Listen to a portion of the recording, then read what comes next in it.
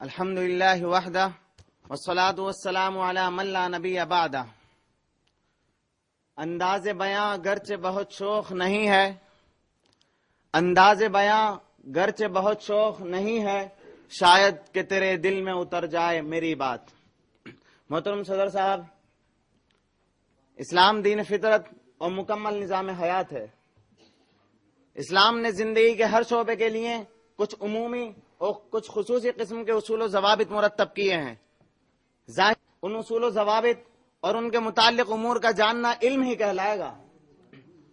چنانچہ اسلامی نظام کے تحت علم کا دائرہ کسی ایک شعبے تک محدود نہیں کیا جا سکتا، بلکہ وہ زندگی کے تمام شعبوں اور تمام ادوار کے علوم کا احاطہ کرتا ہے۔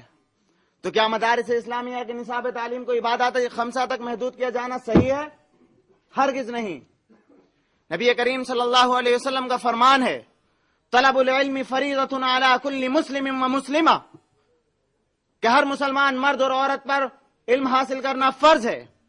دوسری جگہ ارشاد فرمایا، ماں کی گود سے قبر تک علم حاصل کرو، یعنی اپنی تمام زندگی علم حاصل کرنے اور کائنات کے رازہائے سربستہ کو آشکارا کرنے میں صرف کر دو۔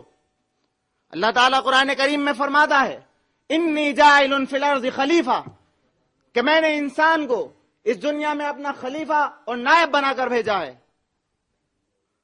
اس بات سے ظاہر ہوتا ہے صدر صاحب کہ انسان کو جب اس دنیا کی خلافت کے لیے بھیجا گیا ہے تو بھلا وہ اثری علوم کو جانے بغیر کیسے اس دنیا کی خلافت کی ذمہ داریوں کو نبھا سکتا ہے؟ اس آیت اور احادیث کی روشنی میں یہ بات ثابت ہو جاتی ہے کہ انسان کو ہر طرح کا علم جاننا کتنا اہم اور کتنا ضروری ہے۔ مدرسے کو اینٹ پتھر کی ایک عمارت سمجھنا جہاں کچھ طلبہ رہتے ہوں اور کچھ اساتذہ انہیں دینی کتابیں پڑھاتے ہوں، اس کے شایان نشان نہیں، بلکہ یہ تو اس کے ازالہ حیثیت عرفی کے مرادف ہے۔ مدرسہ تو اس روح کا نام ہے جس سے اس عالم آب و گل میں زندگی نظر آتی ہے۔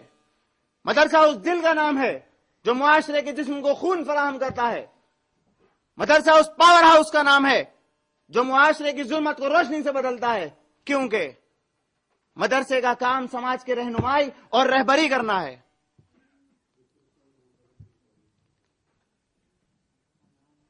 اس کا ایک ہاتھ زمانے کی نفس پر ہوتا ہے تو اس کا دوسرے ہاتھ میں کلام الہی اور کلام نبوت ہوتا ہے۔ دعوت و تبلیغ کا کام مسلمانوں کا فرض منصبی ہے، اور اس فرض کو بحسن خوبی نبھانے کے لیے جدید علوم، جدید فلسفہ اور اثری افکار و نظریات کی سے واقفیت ازحد ضروری ہے۔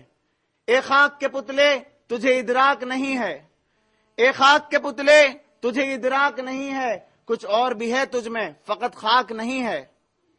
لہٰذا اس بات کے ثابت ہو جانے کے بعد کہ اثری علوم کی شمولیت مدارس اسلامیہ میں ضروری ہے، ہمیں اقسام تعلیم کا جاننا بھی ضروری ہے، یعنی وہ اقسام تعلیم جن کی تاکید اسلام کرتا ہے۔ حضور صلی اللہ علیہ وسلم نے فرمایا، علم 3 چیزوں پر مشتمل ہے۔